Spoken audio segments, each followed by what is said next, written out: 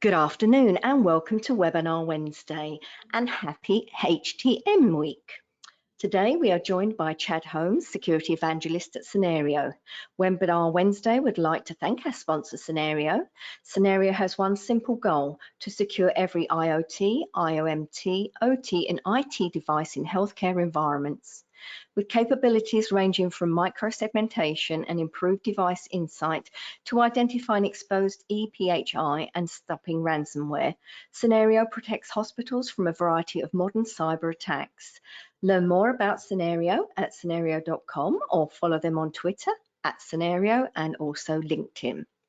Just a reminder to save the date for our fall MD Expo. We're headed to the Caribe Royale Hotel in Orlando, Florida from October the 29th to the 31st. Please join us for 3 days of education, networking, and the latest advances in medical technology products and services. For more details, please visit mdexposhow.com. Also, we want you to be up to date on the latest news from the TechNation community. So in the handout section of your webinar dashboard, you'll find a couple of PDFs, including information on the call for presenters for our October Expo and details about our HTM Week Rock Your Socks contest, which you don't want to miss. The grand prize is an all expenses paid trip to MD Expo in Orlando. So just send us a photo of yourself in your funniest, wackiest socks, and you'll be entered in a daily drawing for a $25 Amazon gift card, and you'll get automatic entry into the grand prize drawing, which will take place on Monday, May the 22nd. Everyone who enters gets a pair of TechNation socks, so make sure you check out the handout section. Okay, today's webinar is eligible for 1 CE credit from the ACI, and you can obtain your CE certificate by completing the post-webinar survey, which will be emailed 1 hour after the completion of today's webinar. You must complete the survey to receive your 1 CE credit, and you'll be able to download the certificate directly from your computer once the survey is submitted. If you have any questions, you can reach us at webinar@mdpublishing.com. Let's kick off today's webinar by giving away one of our Webinar Wednesday t-shirts to the attendee that can tell me the answer to the following trivia question. Cynerio, our sponsor today, is headquartered in New York. So which street is the New York Stock Exchange located on? Answer now using the questions feature on your dashboard, and I'll reveal the answer at the end of the webinar. We'll wrap up today's presentation with a live Q&A, so please submit your questions anytime using the questions feature on the webinar dashboard. As I mentioned earlier, our presenter today is Chad Holmes, and he will be discussing 5 ways HTM teams are leading healthcare cybersecurity. Chad, you may begin whenever you're ready. Great, thank you, Linda, and thanks everyone for joining us. I'm excited to be presenting today. As always, I always like talking about what leading HTM teams are doing, particularly when it comes to cybersecurity, because I do believe BioMeds and others are really the last line of defense against cyber attacks in many, many cases. Also excited to see that there is a wacky sock challenge, because I am a big fan of all kinds of great socks. I have more pink socks than I probably should. Anyway, let's jump right into it and talk a little bit about our topic today. So again, my name is Chad Holmes. I do a lot of these, so you probably have seen some of this before, but I'm a security evangelist for Cynerio. My whole goal is to take all the really good work that our team is doing in terms of researching cyber attacks on healthcare, how HTM teams can become more efficient and everything in between, and hopefully presenting in some way that helps you all do your job at least more efficiently, if not also more securely. If you haven't heard of Cynerio, or you need a little bit of a primer, we were founded in 2018, and we had a pretty straightforward goal. We want to secure every IoT, OT, and medical device in healthcare environments. So everything from the hundreds or thousands of IV pumps that you have all over the place that are kind of notorious for being insecure, to the Teslas that sneak on your networks, to the Amazon Alexas, to the gaming systems that might put you, your facilities, and your patients at risk. We're trying to secure all of those while also working within the constraints of healthcare in terms of, avoiding high costs, not having a lot of staff to work with, et cetera. So we spent our first 2 years building out our core technology, and from there have quickly been recognized as a leader in the space, both as a Gartner Cool Vendor, as a Forrester Wave leader, and also get very high scores on KLAS, which is based on our customer feedback. So many thanks to any customers that are in the audience today. So jumping right into things, I always like to set the stage of my talks by explaining why we're even covering the subject. And today I want to talk a little bit about the impacts that attacks are having on healthcare before we jump into how to actually start addressing those attacks. And I think this set of stats actually does a really good job. And again, if you've seen these before, just kind of bear with me. But the long and short of it is, a lot of us anecdotally know that attacks are happening. We read about an attack down the road. We might see a widespread attack at places like Common Spirit. But the actual breadth and the impact these attacks are having on all hospitals is frequently missed. So the good news is there's a lot of studies out there that we can actually start to learn from. Some are ours, some of our colleagues, our partners, et cetera. But what I like to do is talk about how 90% of hospitals in the U.S. in the world as well, but 90% in the U.S. have reported that they've been attacked in the last year, and probably the other 10%, 11% have been attacked and just don't realize they have. And it's not just one or two attacks. In those cases, they've been attacked on average between 40 and 50 times. And while these attacks are damaging, what we're starting to really realize is it's not just about taking systems out. There is a direct impact on patient care. Because anytime a system goes out, whether it's from a cyber attack or a hurricane or earthquake or blizzard or loss of power, whatever the case is, there's going to be an impact. And what we're starting to see is about half the time, 45% of the time, cyber attacks have a notable adverse impact on patient care.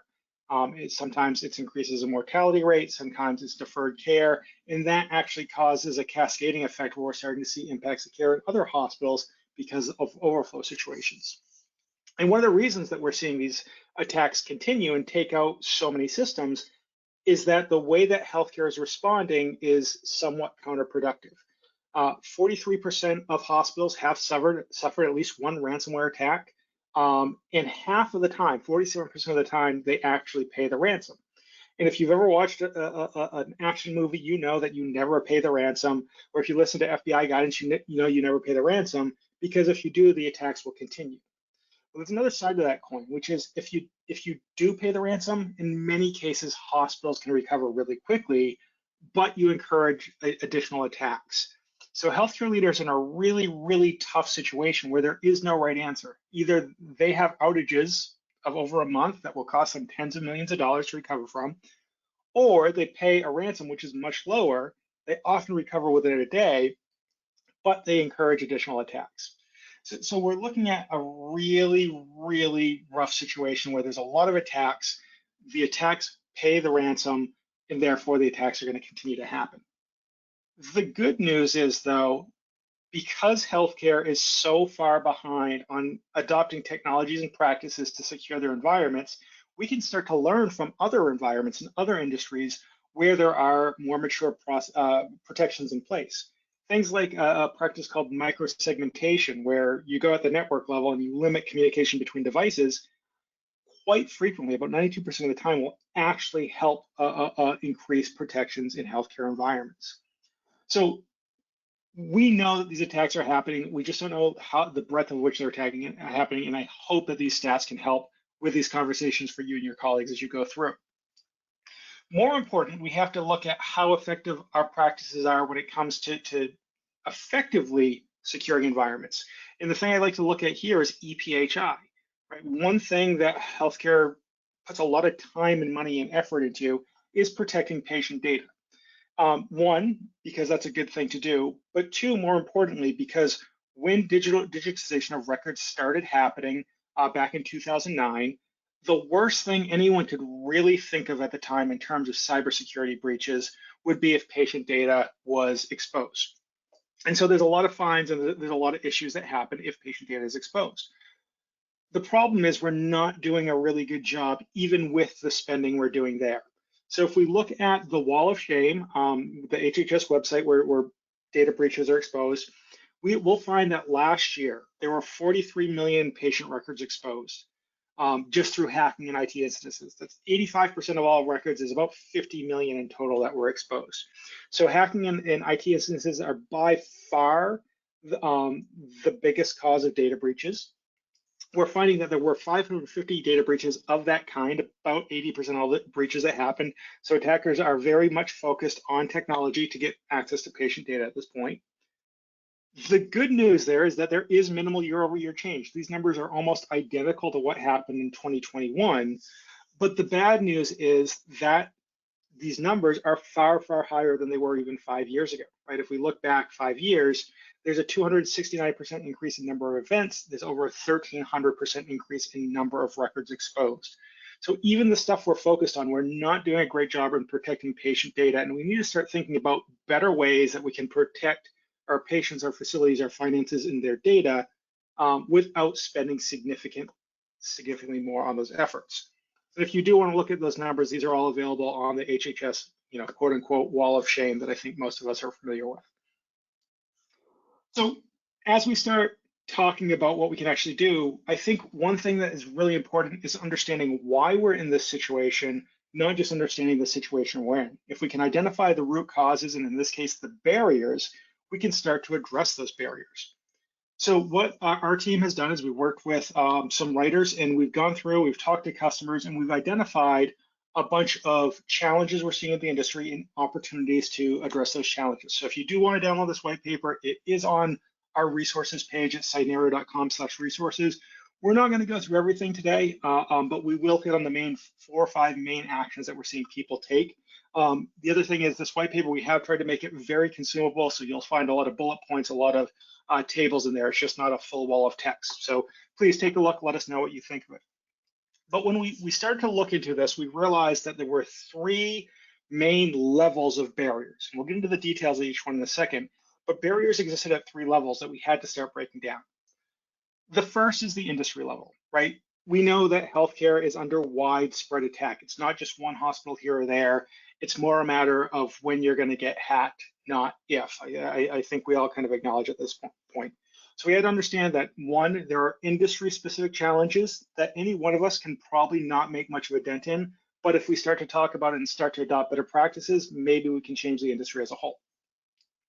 Second, we started to realize that beyond the industry, there were also institutional challenges that some institutions did a better job handling than others. These can be things like common security practices, it can be policy, it can be how you onboard devices, things like that. Something that maybe procedurally you can change to have a big impact on your one location or dozens or however many you have.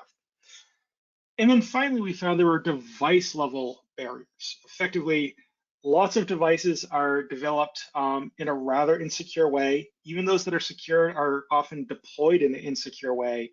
If we can start to identify where those challenges exist, we can better find opportunities to fix them. So as we go through, I'll try to highlight whether we're talking about an industry, institution, or device challenge. And so as we started to look at kind of the high level down, we decided to dive into industry a little bit more and found that there were 3 main categories that were introducing challenges at the industry level.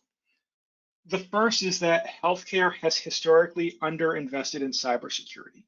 And while it's easy to say, we should have spent more, the reality is why we got here kind of makes sense. I talked a little bit earlier about how we could only think about data protection being the worst case that could happen during a breach. That makes sense. But additionally, and more simply, every dollar that we don't spend on patient care is a dollar that we really have to question in healthcare, right? Ultimately, we have to think about how can we protect patients, and it's really hard to take those dollars away from care and put them towards protecting bits and bytes effectively. And so that mindset is completely defendable, completely understandable, but has also led to a historic underinvestment in cybersecurity practices. Additionally, we found that the motivations behind the wall of shame are pure and good motivations, right? The intention is if our data gets breaches individuals, we should know about it. The challenge behind that is, though, the wall of shame paints a very negative picture of cybersecurity in healthcare, and in some cases provides additional information that hackers can use to actually go and target hospitals. In other words, this is a whole list of hospitals that are probably very hackable and may be good targets for attackers. So while these intentions are good, the data leakage there, kind of how it's used, and the negative picture that it paints on healthcare can be rather damaging.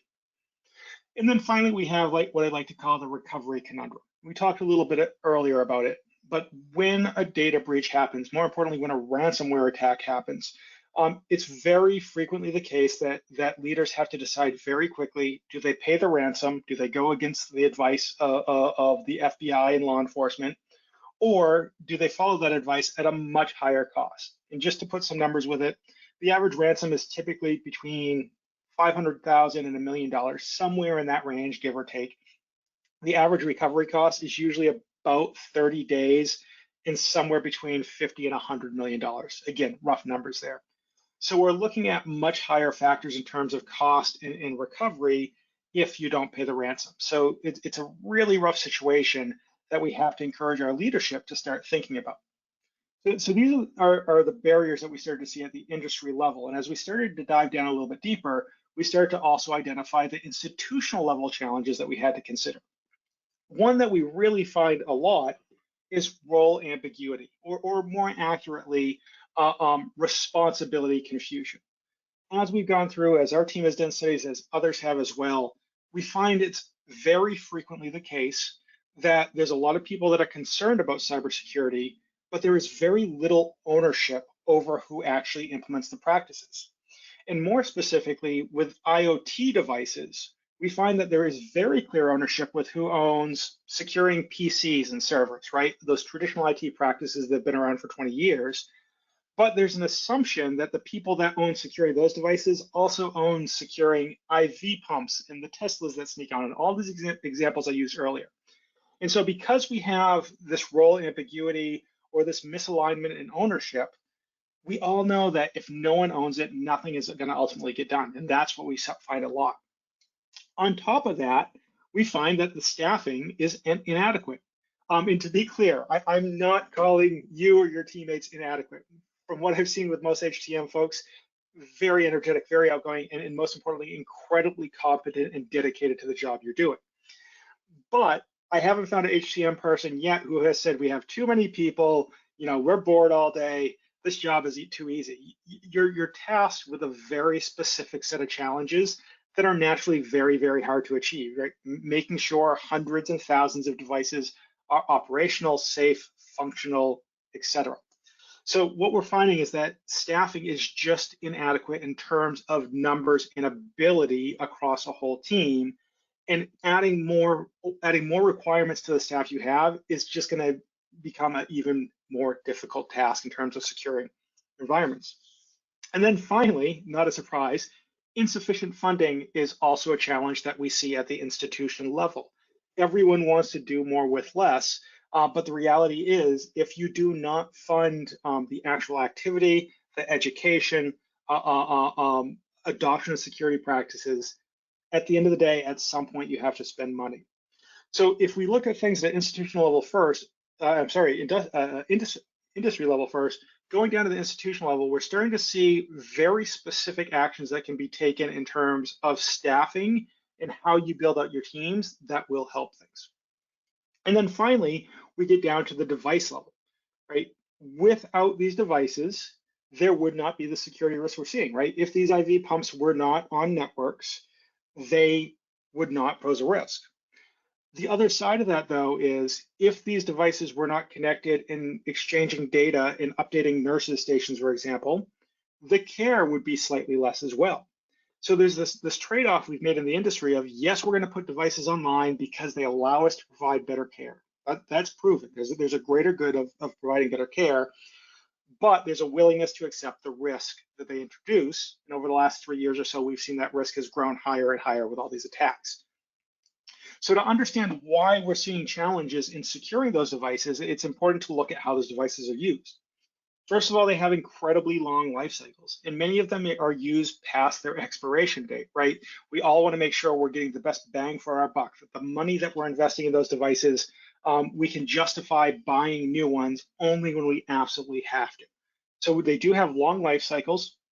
They often live well past their supported technology date, meaning the operating systems and the technology they're running on doesn't have patches when a vulnerability is known, which makes it really hard to secure them. The components within those devices are very, very complex. If you think, and I'll continue to pick on IV pumps just because they're notoriously insecure, But if you think about the average IV pump, the job of that is to dispense medicine, right, directly into a human.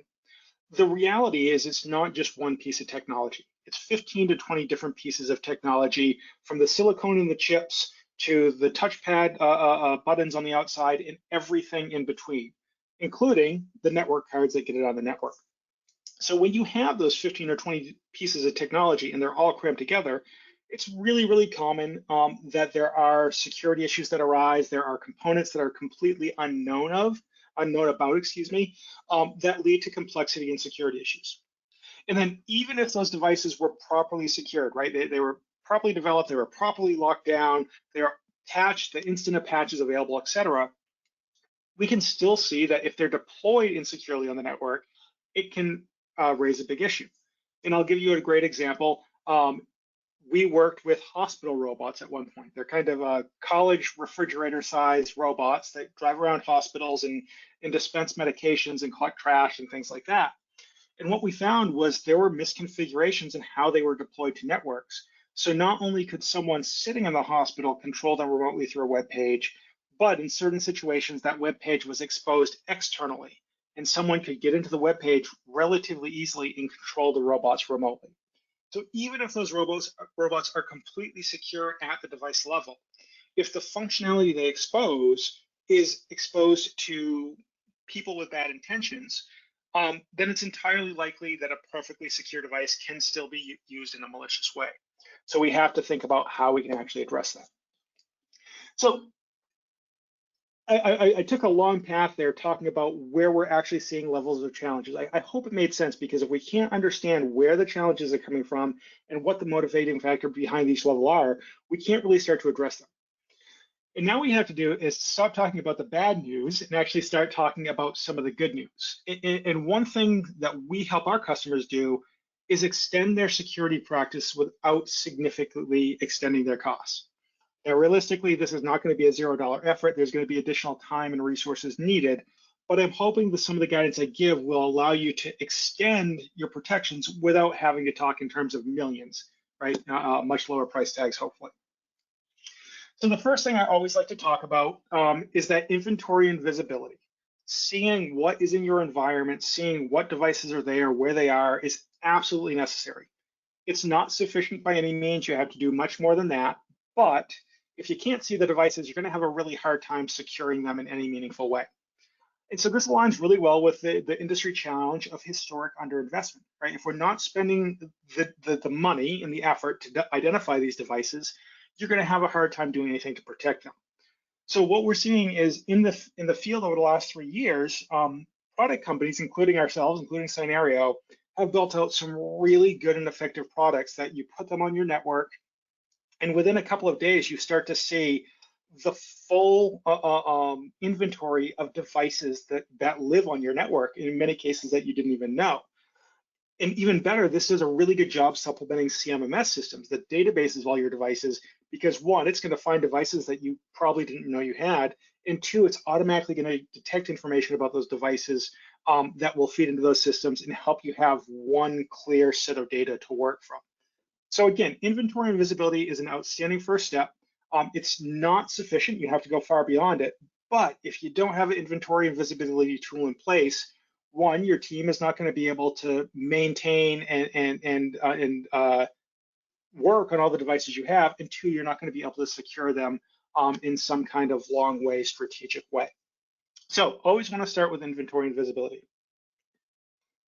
Next, and this is at a much higher level, I encourage everyone, if you have the opportunity to do so, to ask your leadership what your ransomware approach is. Now, the reality is that's a very tough discussion to have, but if you have leaders on the call, or if you have people that you're comfortable speaking with, ask them what they're doing in the case of a ransomware attack.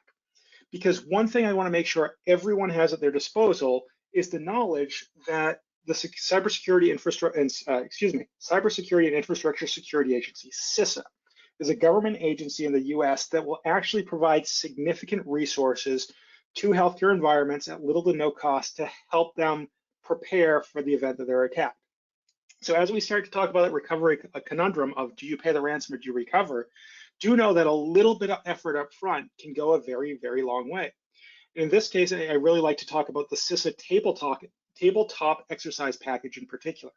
Effectively, what they can do is they can come in, they can work with your leadership, they can simulate a ransomware attack, and they can have you go through the practice steps and go through the actual activities of a ransomware attack, of course, without impacting patients in any way.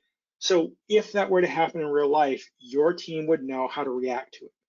And they're great exercises. They're provided by the government, and they're provided by people that have done this over and over and over, both in terms of the exercises and real life responses themselves. On top of those exercises, they have all kinds of tips and guidance. They have joint security advisory panels. There's a great one I sit on in a monthly basis where you can sit in, you can talk to others in your role in hospitals in a very productive way where you share what you're experiencing and how you're protecting against it. And then finally, they help you stop ransomware and other attacks.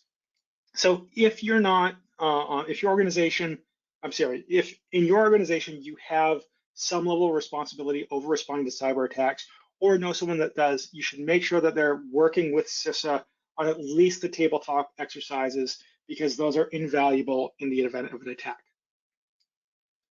Next, I talked a little bit about inventory already. I want to talk about how we can take that inventory you may already have and extend it until starting to look at risk. So when we start talking about having insufficient funding, what we're finding is that you actually may have a really good basis of insight into your devices to start help understanding the risk at really low cost. In this case, I really like to focus on CMMS, those databases you've built of all the devices that have come through your doors. Now, one of the challenges with CMMS systems is that there's a lot of manual entry there. There's opportunity to miss devices. If you're a BioMed, if you're on an HTM team, you've probably run into the situation where someone in another department has bought a set of devices that you don't know about. They've put them online. That's where inventory visibility comes in. But if you have a CMMS system in place today, even if it's just a spreadsheet, one thing that's incredibly valuable, and this is a service that we offer to our customer base for free, is you can actually provide a very simple data dump, something as simple as the manufacturer names and device types. And an analysis can be done on those to tell you what kind of risks you're likely to experience based on those devices being in use at other customers. So for example, again, I'll continue to pick on the IV pumps because they're fun to do so. If you have 1,000 IV pumps from 2 different vendors, or more likely you have 1,000 IV pumps from one vendor, but they're different stages or different models, we can tell you exactly not only what models you have that data already, but where patches are needed. We can tell you where there are vulnerabilities, and we can tell you where there may be bad communication patterns. And this can be incredibly valuable when you're trying to go from the CMMS information you have in place to extending that to security. Running a free analysis like this will allow you to go to your security, your IT team and say, here's the devices we know we have, here's the risks they're introduced, we need to do something, where do we start? So if anyone does want to see something like this, please reach out to me. I'll have my contact info at the end of this presentation, and I can put you in touch with our team that can run that analysis for you. Next, we have to start thinking about extending protections beyond the long life cycle of the devices that we have. We talked about this a little bit earlier. But one thing that we see with healthcare environments is that you do not have the number of people, you may not have the expertise, you may not have the training that you need to address all issues. And it's not uncommon for a security tool to come in and say, here are the 30,000 issues we found in your environment, good luck. If you need us, we have a consulting team you can pay for. The reality is, when we're working with healthcare, we have to think about ways to not only identify all those issues, and you're seeing the heat map of issues here, but actually start focusing efforts on efforts that are achievable and effective. So instead of showing this whole heat map that you can see in the middle, if you look at the little top right-hand corner, you can see there's a couple pink circles there that can focus on the very specific efforts where we can put patches in place, we can put network segmentation in place, and really focus efforts on identifying the highest risk and highest likelihood of attacks. So as you're working with more and more tools, make sure that they're able to not only identify the actions you need to take, but the likelihood of what will happen if you don't take those actions, so you can better prioritize and protect against those.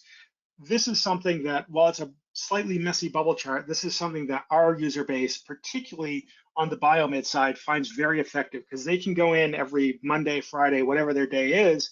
They can go in, they can click on the red circles, they can see the 13 actions they have to take, and they can patch those, or they can protect those very quickly, and then focus on the top priorities the next week. This is a very effective approach. We have one customer who does a great job of saying every month they must reduce 5% of the risks. It's a great approach. It's kind of the, how do you eat an elephant one bite at a time? Prioritization allows you to do that. Finally, we encourage everyone to adopt the leadership best practices. And I don't mean in terms of how your leaders lead, but in terms of what others in the industry are doing to better protect their environments. And what we're seeing as more and more studies come out, whether it's from us or whether from others, we're starting to see more and more healthcare systems are sharing their experiences so others can learn from them. One great example I always like to use is University of Vermont.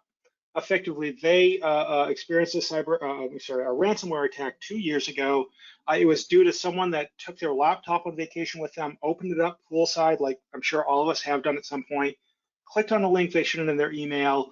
That phishing attack led to a wide-scale outage that cost them over $60 million at one point. Now, in most cases, when that happens, everyone goes quiet. They don't want to talk about the attack. They don't want to share details. They don't want the liability of what speaking about it will lead to. But in this case, University of Vermont leadership realized there was a greater good to be had. Effectively, if they shared their experience, others could learn from it and better protect their environments. And that's exactly what happened. They gave an example of how leaders are looking at sharing their experiences. And now we're starting to see their experiences are leading to others sharing, and we're starting to see the protections that come from them. Better network level protections, better adoption of auto-generated and auto-tested protections, a bigger focus on hardening networks, things like microsegmentation, or things like if you see a connection to Syria or China that you don't expect, making sure that connection is disabled. And so as we go through, start thinking about what your team can do to read up more, what resources you can read to learn from those leaders. Again, things like the monthly webinars that I mentioned earlier can be really, really valuable in sharing amongst colleagues. And so I covered a decent amount here. We have broken this down into a simple checklist. Again, this is all available in that white paper. It does cover other topics as well. If you want to talk about issues at the industry level, we have those. We talk a little bit more about extending protections to EPHI. We talk more about ransomware strategy. Also talk about the institutional device level. So I do hope that that's a helpful helpful white paper that you can download rather easily. And of course, I don't want to leave you empty-handed. We do have recommendations on how you can get started with all of this today. And again, these are, we go into more detail in that white paper.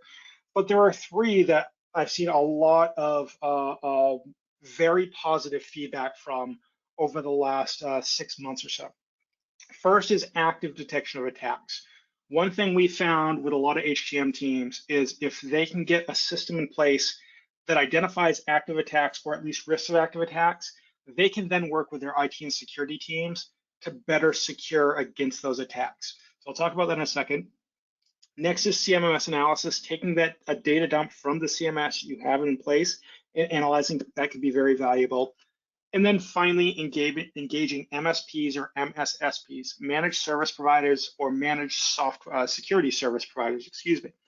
Effectively, on that last point, we're finding that there are a lot of partners that we work with, a lot of partners that hospitals work with, where they can bring in cybersecurity expertise that extends the HTM team to better cyber practices and does so often at a cost that is less if you tried to build it in-house.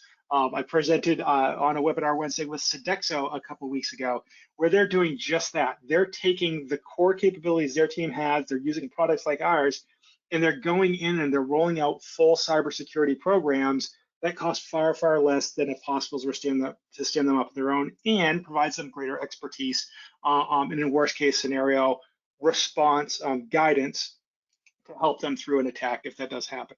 So highly recommend MSSPs there. But back to these first two. First, active detection. One thing that we've done with a lot of customers in the last 6 months, like I said, is going in and looking for attacks that may be dormant but spreading in a network. And this is a really important thing to understand in terms of how attackers are hitting healthcare. The common misconception is that an attacker goes in, they encrypt a whole environment, and they demand a ransom. And over the long term, that's what they do. But they don't do it in a matter of hours or days. They do it over months in most cases. They often do it over kind of a 6 to 9 month time frame. And so what that means is if you're actively looking for those attacks, you can often start to see them during that 6 to 9 months and stop the full execution at the end of that life cycle.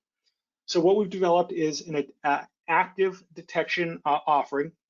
Again, this is a free offering. This is something that we do for customers and prospects to make sure they have a clean bill of health.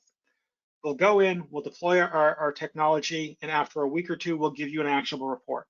If there's an attack or more than one attack, then we will help you address that attack, make sure that those devices are wiped out, make sure things are restored, et cetera. We'll also give you any risk findings you may have. If we see other risks that you should be aware of, we'll make sure you have that. We've also identified areas of exposed EPHI. We have some absolutely terrifying stories of that, right down to things like newborn bracelets, right? The bracelets that go on parents and newborns while they're in the hospital, those being not only exposing the patient data, but because they're not FDA regulated, they're not really covered by any systems. And not only can you see the data, you can actually delete and change the data on a newborn tracking bracelet, which is, again, absolutely terrifying. So another example of where we're finding exposed EPHI is through PAC systems, imaging systems, which are notoriously insecure. And we found several where there are hundreds of thousands of records exposed simply by changing a URL, three letters in a URL, which again, terrifying, particularly in terms of the fines that come from that.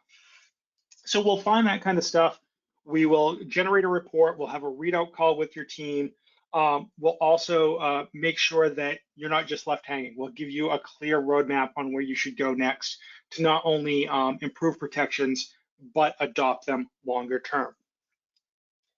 Next, we also have a lighter weight version of that. We understand actually deploying technology and having a readout call and doing all that work can be a bit intimidating, and sometimes you need to actually get some buy-in to do that. We can analyze your CMMS systems, like I said earlier, with a very simple data dump. Effectively, if you are able to give us 2 to 3 different columns in there, often the manufacturer, the device ID, maybe some serial numbers, we can run that against our comprehensive database of analysis that we've done in the past and see where device patches may be needed that aren't there, where your levels of risk are. You can see here on the left just some examples of the types of devices we see. We look at infusion pumps, ultrasounds, mammography machines, x-rays, anything in your environment that is connected to the network that is effectively not a Windows machine or server. We're able to see that in the CMMS, provide you insight on where to fix it, and then set the groundwork for broader protections. And again, if you want to learn more about that, please reach out to me at chad.holmes@cynerio.com. And so with that, Linda, I know we have a bunch of questions coming in. I'm a little bit shorter than most of my sessions, but I don't think that's a big problem for most of the crowd. Linda, I'll hand it back to you. I know we have 3 or 4, but can you start them off? Yep, we have. Thanks, Chad. The first question is, which of the actions you presented today is usually the most impactful to hospitals? Ooh, that's a good question. Let me go back through them real quick and take a look. First of all, I'm going to give you 2 because they're on 2 different levels. One is getting a better handle on your inventory and visibility. There's a saying in the industry is that you can't secure what you can't see. I have problems with that, but technically it's accurate. So one thing I always encourage people to do is realize that your CMMS database is not comprehensive. It's a good start. It holds a lot of really good information, but it has no way of knowing what devices have been deployed to your environment if the HTM team just was never notified about them. So the first most effective thing is always starting with inventory and visibility with the mindset that you have to extend beyond that. And then the next thing to add on to that, oops, let me go to this one. is that once you start identifying the devices, identifying the characteristics, and identifying the risk, if you just get a lot of noise about the risks that are present, it's going to be a very frustrating experience. You have to make sure that you actually have details that help you prioritize that risk. So finding the devices, finding their risks, and then getting a very clear roadmap on how to address them is by far the most effective path we see people take in the first month or so of our engagements with them. Good question. Okay, next question is, it's easy to say no cost or low cost, but the reality is that any new activity requires time, effort, and money. What are the realistic all-in costs you're seeing as new security measures are adopted? Yeah, so I can give rough order of magnitudes, and it's a great point. It's not going to be zero, right? Even if there is $0 outlay, you're still going to have more work, more effort, whatever the case may be. The other side of that, though, is this, if we can make teams more efficient, we can actually find more time for them to do really impactful things. And I'll give a really good example. One thing that a lot of people are exploring adopting or already have, and that we work with, is RTLS, real-time location services, effectively finding where devices physically are so they can get to them faster, so they can maintain them more efficiently. And you're not walking around the hospital all day looking in closets and looking in ceiling panels for devices that have gone missing to maintain them. So one thing in terms of the actual time cost, we can start to find time in your day that was otherwise wasted just through inefficiencies. In terms of actual dollars to extending your current practices to cybersecurity, it really depends on the size of the hospital and the challenges you're facing. Usually there's a component of how much technology costs and how many more people you have to bring on. Typically, we see that people should be spending, again, depending on the survey or the people you ask, somewhere between 10 and 30% of their IT budget on security. The reality is that is somewhere between 1 or 2%. So a lot of the costs can be made up for in terms of renegotiation. Sometimes you can get more budget, although that's really, really hard to do right now. But again, it's more about working with your vendors to find other offerings they may have that can go under a license. So I'm not going to give a hard number. It's probably going to drive the person that asked that question crazy. But if you take a look at your IT budget, take roughly 10 to 30% of that. That's what should be going to security, and that's where you can find some money a lot of the time.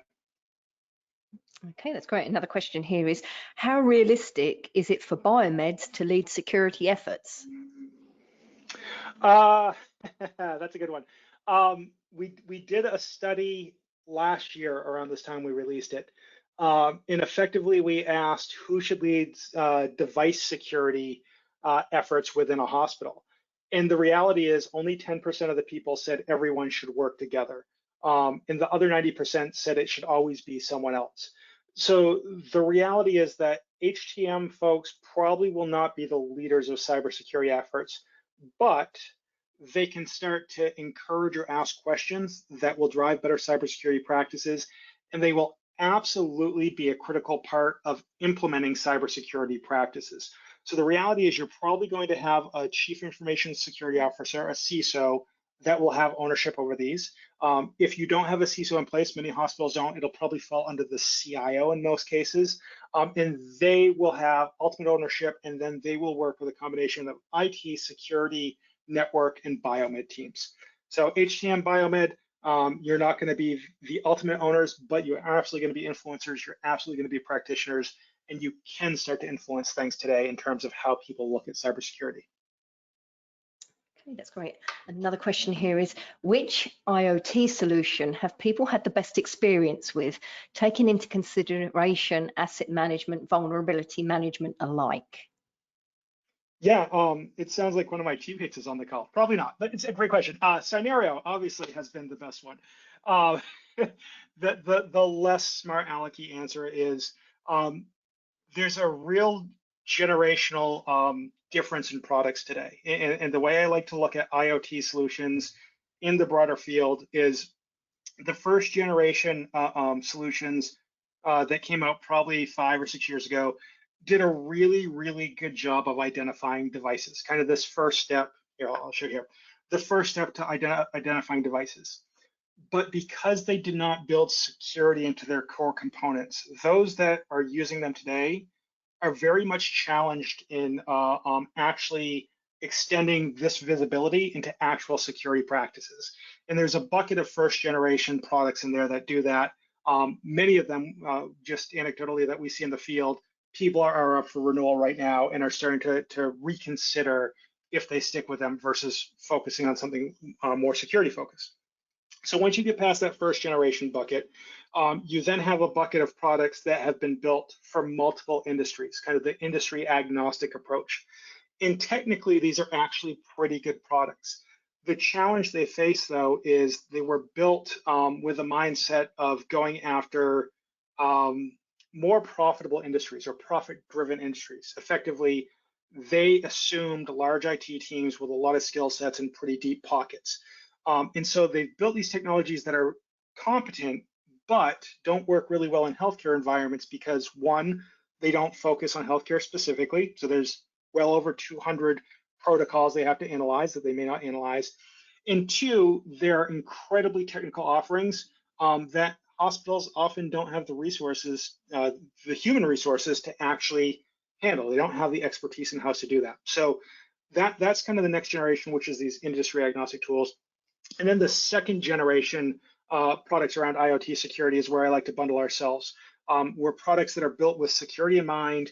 We do inventory and visibility by default, just like that first generation. But the core technology we've built out has the extensions of security, which allows for more productive adoption of security practices. So the long and short of it is, Cynerio is awesome. We'd love to talk to you more. But as you're looking at the broader scope of products in the market, look at that first generation of inventory and see how it scales to security and see where there may be some downfalls there. That's great. Thanks, Chad. Another question is, how can you assure, tell, or verify that you have a good visibility? Yeah, so it's a tough question. One thing because you can never guarantee you see everything, right? That's tough. But if you start to learn more about how these technologies work, and excuse me while I go a little bit deeper, effectively the way that our technology works is we look at a real-time copy of traffic on your network, and we're able to see all the bits and bytes flowing around. So as long as a device is on the network, it's going to send bits and bytes. The real magic of doing inventory and visibility that way is that these devices that are on the network, again, whether it be CT machine or IV pump or whatever the case may be, the devices are on the network because they're very verbose, they're very chatty, they like to send data back and forth. So as long as they're connected, they're sending lots and lots of packets that can be analyzed to detect them. So there is no perfect inventory system. The reality is we're going to find a very high percentage of those devices, if not all of them, but that's going to change over time. You never want to operate off one snapshot. You want to be doing this in a consistent manner. So if you look at that approach that we've taken in terms of analyzing network traffic of chatty devices, you're going to see that it's an incredibly highly accurate approach to identifying them. Perfect. Thanks, Chad. We haven't actually got any more questions, but if anybody thinks of any questions later, please reach out to Chad directly at chad.holmes@cynerio.com. Thanks, Chad, again for your time and for a great and informative presentation as usual. I'd like to encourage everyone to visit today's sponsor to learn more about the products they provide for the industry. So please visit Cynerio.com. As promised, the answer to today's trivia question is Wall Street. So congratulations to our winner, Will Braxton. Just a quick reminder, you can obtain your CE certificate by completing the post-webinar survey, which will be emailed 1 hour after the completion of the webinar. You must complete the survey to receive your 1 CE credit from the ACI, and you'll be able to download the certificate directly from your computer once the survey is submitted. If you have any questions, you can reach us at webinar@mdpublishing.com. We'll be back next week with another webinar, so please visit webinarwednesday.live for more details and complimentary registration. Thanks again for your time today, and I hope you enjoy the rest of your day. Thank you, everyone.